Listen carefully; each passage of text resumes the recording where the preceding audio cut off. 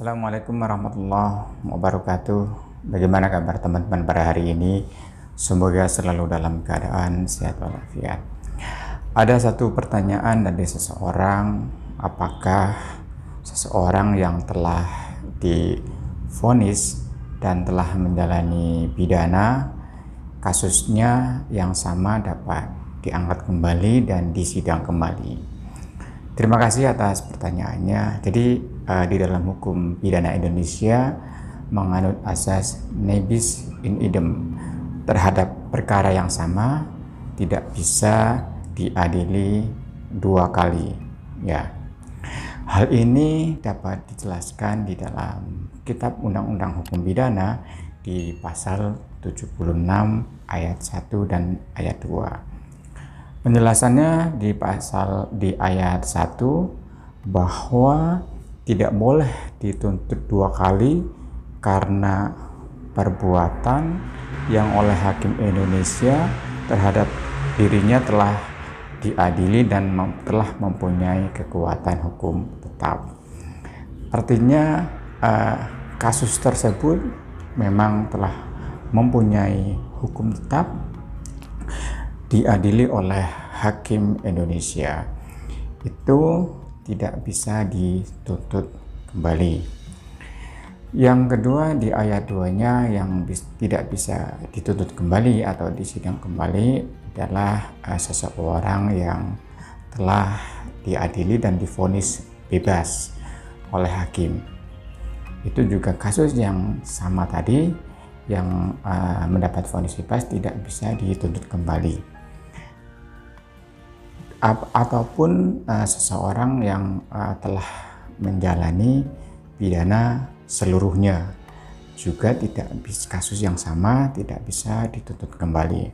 Ya, jadi pada intinya yang tidak bisa dituntut kembali itu adalah kasus yang sama. Misalnya seseorang terkena perkara pidana masalah narkoba, pengedaran narkoba, misalkan 1 kilo narkoba. Nah, itu misalnya itu sudah disidang dan kemudian dia telah selesai, maka kasus yang tadi yang sama itu ya tidak bisa dituntut kembali gitu. Terus kemudian